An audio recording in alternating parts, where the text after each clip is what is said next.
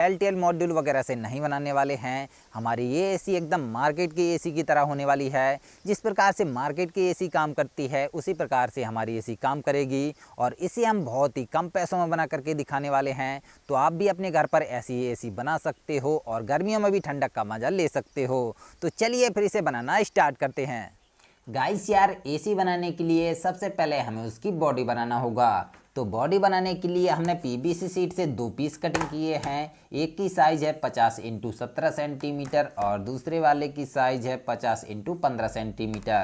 और इसके बाद हमने 4 इंची पीवीसी पाइप से 8 सेंटीमीटर चौड़ा और 50 सेंटीमीटर लंबा एक पीस कटिंग किया है। और इसे क्या करना है कि इस वाली पीवीसी शीट के यहाँ पर फिक्स करना है और जो 15 सेंटीमीटर वाला पीस है इसे इसके ऊपर साइड यहाँ पर फिक्स करना है। तो चलिए हम इन्हें ऐसे ही फिक्स करके फेविक्विक की मदद से चिपका लेते हैं। तो देखिए गाइस, मैं इसे एकदम अच्छी तरीके से चिपका लिया हूँ और अब इसके बाद मैंने पीवीसी शीट से 2 कुछ इस टाइप के पीसेस कट किए हैं और इनके एक एक कोने को मैंने थोड़ा राउंड शेप में कट कर दिया है। और अब हमें क्या करना है कि एक पीस को इसकी इस साइड पर फिक्स करना है और दूसरे वाले पीस को इसकी दूसरी साइड पर फिक्स करना है। तो चलिए मैं इन्हें फिक्स करके फेविक्विक की मदद से चिपका लेता हूँ। अब गाइस इसे पीछे साइड से कवर करना है। तो इसे कवर करने के लिए हमने पीवीसी शीट से 49.5 × 20 सेंटीमीटर का एक टुकड़ा कट किया है और इसे हम इसके पीछे साइड कुछ इस टाइप से फिक्स करके इसे भी हम फेविक्विक की मदद से चिपका देंगे। तो देखिए गाइस, हमारी एसी की बॉडी बनकर तैयार हो चुकी है और अब गाइस इसे ऊपर साइड से कवर करने से पहले हमें इसके अंदर कूलिंग सिस्टम लगाना है। तो इसके लिए मैं कुछ इस टाइप का एक कॉपर का पाइप लिया हूं और इस पाइप को हमें क्या करना है कि करीब 3 इंची की साइज में राउंड शेप देना है। तो इसके लिए मैं एक पीवीसी पाइप लिया हूं और इस पाइप के ऊपर हम इस कॉपर के पाइप को कुछ इस टाइप से लपेट लेंगे।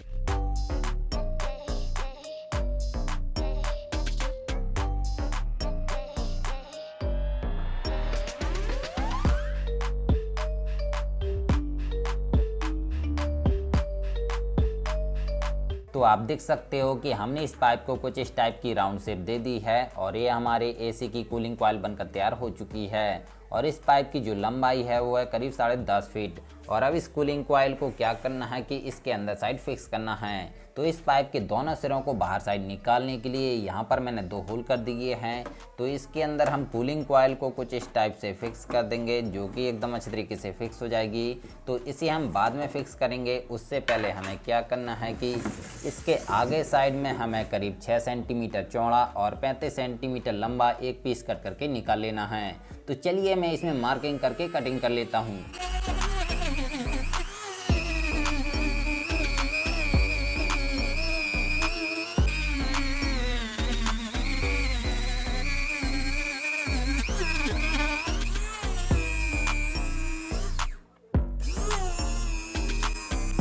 देखिए गाइस, मैं इसे कट कर लिया हूँ और अब इसे यहाँ पर कुछ इस टाइप से लगाना है ताकि ये खुल सके और बंद हो सके।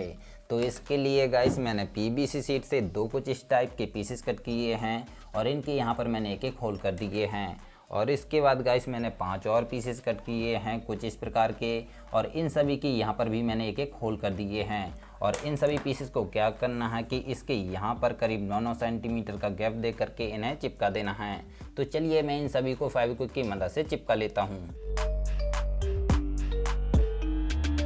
आप देख सकते हो कि हमने 5 पीसेस को इसमें अच्छी तरीके से चिपका लिया है। और अब जो हमारी ये दोनों पीसेस हैं इन्हें इसके दोनों साइड यहाँ पर फिक्स करना है और इन्हें इस तरीके से फिक्स करना है ताकि ये कब्जे की तरह काम कर सके। तो इसके लिए मैंने साइड के एक स्पोक से 9 सेंटीमीटर के 2 टुकड़े कट कर लिए हैं और इन टुकड़ों को क्या करना है कि इन पीवीसी शीट के होल में कुछ इस टाइप से इन्हें फिक्स कर देना है। तो हमने दोनों पीसेस को फिक्स कर दिया है और अब आप देख सकते हो कि ये कुछ इस टाइप से कब्जे की तरह मूव कर सकते हैं। और अब भाइयों इसे यहाँ पर कुछ इस टाइप से फिक्स करना है। तो इसके जो ये दोनों पीसेस हैं इन दोनों पीसेस को इसके अंदर साइड नीचे फिक्स करके फेविक्विक की मदद से चिपका देना है। तो गाइस हमने इसे फिक्स कर दिया है और अब आप देख सकते हो कि ये गेट की तरह बंद हो सकता है और खुल सकता है। तो इसे बंद करने के लिए और खोलने के लिए हम लेंगे कुछ इस टाइप की एक सर्वो मोटर और इस सर्वो मोटर को क्या करना है कि इसके अंदर साइड यहाँ पर इसे फिक्स करके फेविक्विक की मदद से चिपका देना है। अब गाइस हमने पीवीसी शीट से कुछ इस टाइप का एक छोटा सा टुकड़ा कट किया है और इसके यहाँ पर हमने एक छोटा सा होल कर दिया है और इसे क्या करना है कि एसी के गेट पर यहाँ पर फिक्स करके चिपका देना है।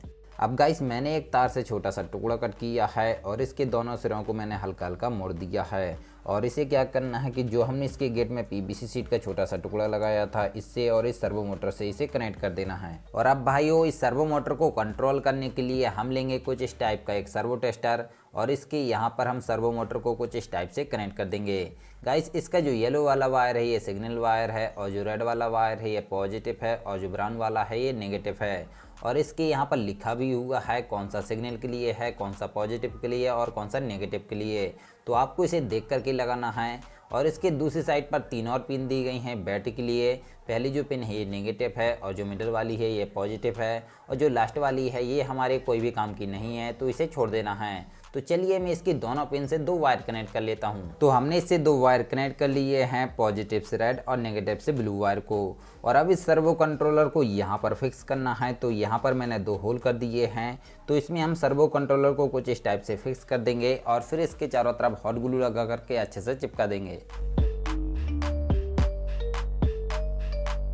तो देखिए भाइयों हमने सर्वो कंट्रोलर को हॉट ग्लू की मदद से चिपका दिया है। और अब इसके बाद हम लेंगे एक 12 वोल्ट का CPU फैन 4 इंची का और इस CPU फैन को इसके अंदर साइड यहाँ पर फिक्स करना है। तो इस फैन की जो साइज़ है इस साइज़ के हिसाब से यहाँ पर हमें जालीनुमा कटिंग करना होगा ताकि हमारा फ़ैन बाहर की हवा खींच सके। तो आप देख सकते हो कि हमने इसमें जाली की जैसे कटिंग कर ली है और अब इसमें हम CPU फैन को कुछ इस टाइप से फिक्स कर देंगे और फिर इसके चारों तरफ फेविक्विक लगा के अच्छे से चिपका देंगे।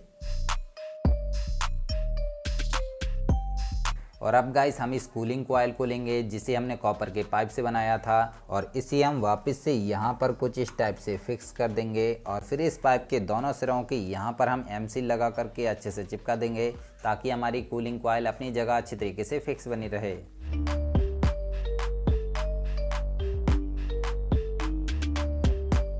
तो हमने एम-सील को पाइप के दोनों सिरों में लगा दिया है और अब इसे सूखने के लिए 2 से 3 घंटे के लिए ऐसे ही छोड़ देना है। और इसके बाद गाइस हम लेंगे एक ब्लू कलर की LED स्ट्रिप और इसे हम AC के आगे साइड यहाँ पर चिपका देंगे। इससे क्या होगा कि हमारी AC देखने में थोड़ी अच्छी लगेगी।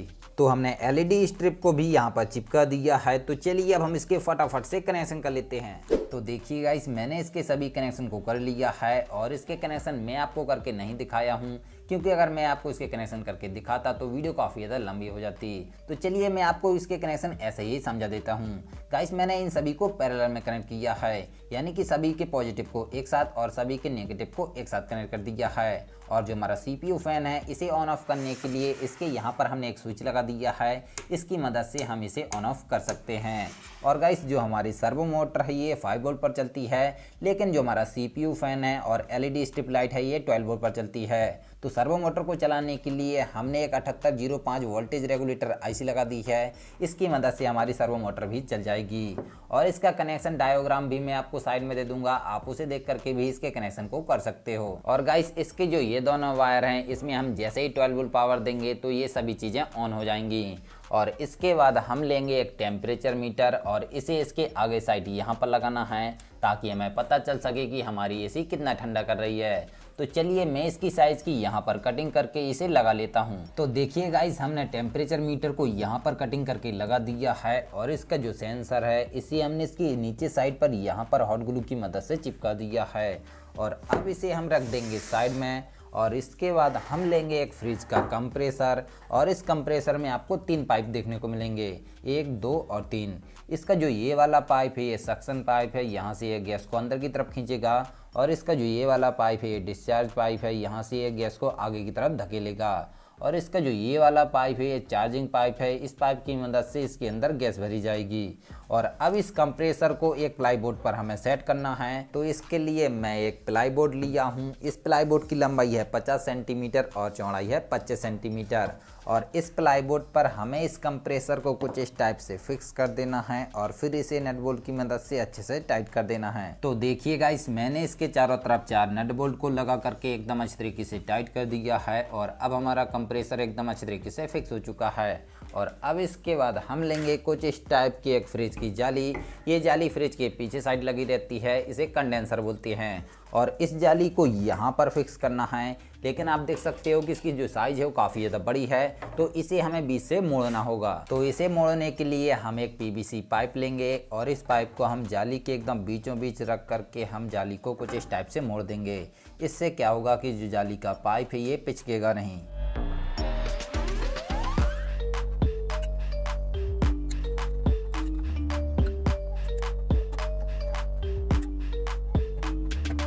तो हमने इस जाली को कुछ इस टाइप से मोड़ दिया है और अब इस जाली को इस प्लाईबोर्ड के यहाँ पर कुछ इस टाइप से फिक्स कर देना है। तो लीजिए गाइस, हमने इस जाली में स्क्रूओं को लगा करके जाली को अच्छी तरीके से फिक्स कर लिया है। गाइस ये जाली नहीं है, ये एक पाइप है जो जाली की तरह बना हुआ है। जैसे कि मैंने आपको पहले बताया है कि ये फ्रिज का एक कंडेंसर है और इस पाइप के दो सिरे हैं। एक सिरे को क्या करना है कि इस कंप्रेसर के डिस्चार्ज वाले पाइप से कनेक्ट कर देना है और इसका जो दूसरा वाला सिरा है इसमें हमें एक फिल्टर और एक कैपिलरी ट्यूब लगाना है। तो इसके लिए हम कुछ इस टाइप का एक फिल्टर लेंगे और एक कैपिलरी ट्यूब लेंगे। गाइस जो ये कैपिलरी ट्यूब है ये कॉपर का बहुत पतला सा पाइप है। तो पहले हम इस फिल्टर को इस पाइप के यहाँ पर कुछ इस टाइप से कनेक्ट कर देंगे और फिर इस फिल्टर के दूसरे वाले सिरे में हम इस कैपिलरी ट्यूब को लगा देंगे। गाइस हमारी एसी का जो ये वाला पार्ट है ये हीटिंग पार्ट है, तो ये कमरे के बाहर साइड लगेगा और हमारी एसी का जो ये वाला पार्ट है ये कूलिंग पार्ट है, तो ये कमरे के अंदर साइड लगेगा।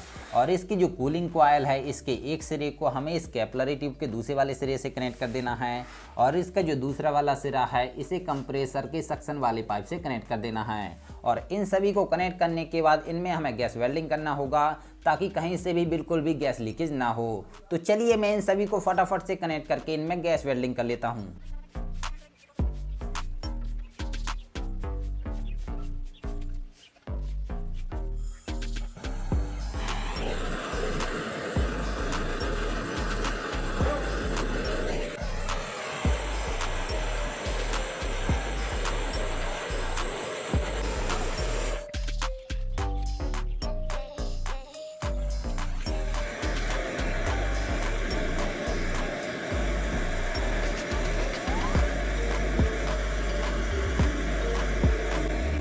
तो भाइयों हमने इन सभी को एकदम अच्छे तरीके से कनेक्ट करके इनमें गैस वेल्डिंग कर दी है और अब गाइस हमें इसमें गैस भरनी होगी। तो चलिए हम इसमें गैस भर लेते हैं। तो देखिए गाइस गैस डलना स्टार्ट हो चुकी है और हमारी कूलिंग कॉइल में हल्की हल्की बर्फ भी जमना स्टार्ट हो चुकी है और धीरे धीरे हमारी पूरी कूलिंग कॉइल में बर्फ जम जाएगी। तो भाइयों हमने अपनी एसी में गैस भर ली है और आपने देखा होगा कि जब हम इसमें गैस भर रहे थे तब हमारी कूलिंग कॉइल में हल्की हल्की बर्फ जमना भी स्टार्ट हो गई थी।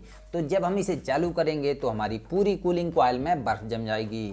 चलिए मैं आपको चेक करके भी दिखाता हूँ। तो हमने अपने कंप्रेसर को पावर देने के लिए एक प्लग केबल को लगा दिया है और इसी हमने 220 वोल्ट लाइट से कनेक्ट कर दिया है। तो चलिए अब हम इसे चालू करते हैं। आप देख सकते हो कि हमारी एसी चालू हो चुकी है और बस कुछ ही देर में हमारी पूरी कूलिंग कॉइल में बर्फ जम जाएगी।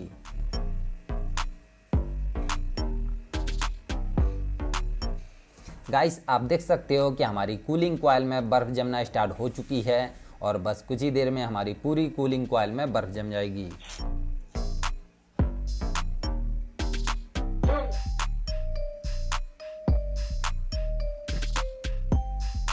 तो देखिए गाइस हमारी पूरी कूलिंग कॉइल में बर्फ जम चुकी है। ये जो वाइट वाइट दिख रही है ये गाइस बर्फ ही है। तो इसी से आप अंदाजा लगा सकते हो कि जो हमारी एसी है ये कमरे को कितनी अच्छी तरीके से ठंडा करेगी। गाइस हमारी एसी का ये जो कंडेंसर है चालू होने के बाद काफ़ी ज़्यादा हीट होता है, तो इसकी हीट को निकालने के लिए यहाँ पर हमें एक फ़ैन लगाना होगा। तो इसके लिए हमने एक 555 मोटर ली है और इसमें हमने एक प्रोपेलर लगा दी है और अब इसे कंडेंसर के पीछे साइड यहाँ पर लगाना है। तो इसे लगाने के लिए हमने 1 इंची पीवीसी पाइप से कुछ इस टाइप का एक स्टैंड बनाया है और इसके अंदर हम इस 555 मोटर को कुछ इस टाइप से फिक्स कर देंगे, जो कि एकदम अच्छे तरीके से फिक्स हो जाएगी। और अब ये हमारा फ़ैन बनकर तैयार हो चुका है और इसे हम यहाँ पर कुछ इस टाइप से फिक्स करके चिपका देंगे।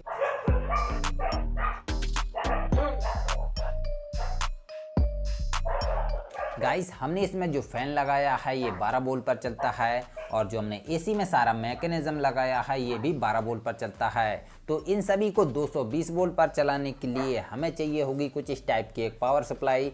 इसमें हम जैसे ही 220 वोल्ट पावर देंगे तो ये हमें 12 वोल्ट निकाल करके देगी। तो चलिए हम इस पावर सप्लाई से इन सभी के कनेक्शन कर लेते हैं। तो हमने इस पावर सप्लाई से फैन और एसी की सभी चीज़ों को कनेक्ट कर दिया है और इसे पावर देने के लिए हमने इसे 2 वायर कनेक्ट करके इस प्लग केबल से कनेक्ट कर दिए हैं। और अब गाइस हमें इस एसी को ऊपर साइड से पूरा कवर करना है। तो इसके लिए हमने इसकी साइज़ का पीवीसी शीट से एक पीस कटिंग किया है। इसकी मदद से हम इसे पूरा कवर कर देंगे और फिर इसके चारों तरफ फेविक्विक लगा के अच्छे से चिपका देंगे।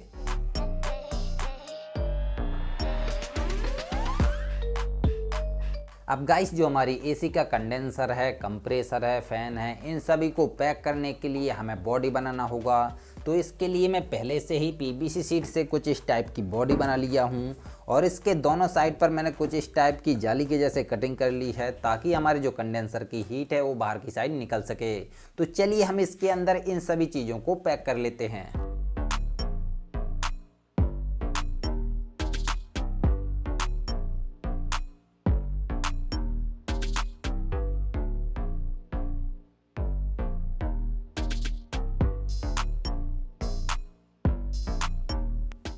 तो गाइस हमारी एसी बनकर तैयार हो चुकी है और इसमें हमने वाइट कलर कर दिया है जिससे कि हमारी एसी बहुत ही ज़्यादा मस्त लगने लगी है।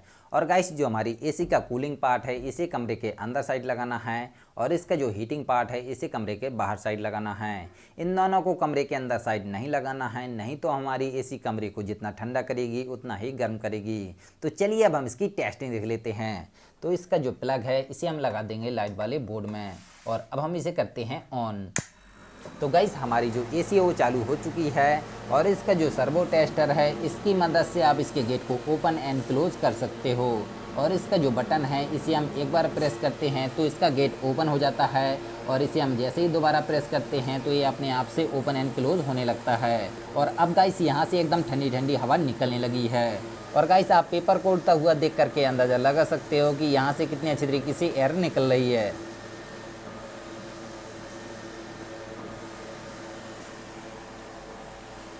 और गाइस अभी का आप टेम्परेचर देख सकते हो कि 22 डिग्री है। तो चलिए अब हम देखते हैं कि हमारी एसी कितना ठंडा कर पाती है। तो हम इसके फ़ैन को बंद कर देंगे, नहीं तो इसकी जो कूलिंग है वो सारी की सारी आगे की साइड से निकल जाएगी। और इसके गेट को भी हम बंद कर लेते हैं। और अब गाइस हम इसे 4 से 5 मिनट के लिए ऐसे ही छोड़ देते हैं।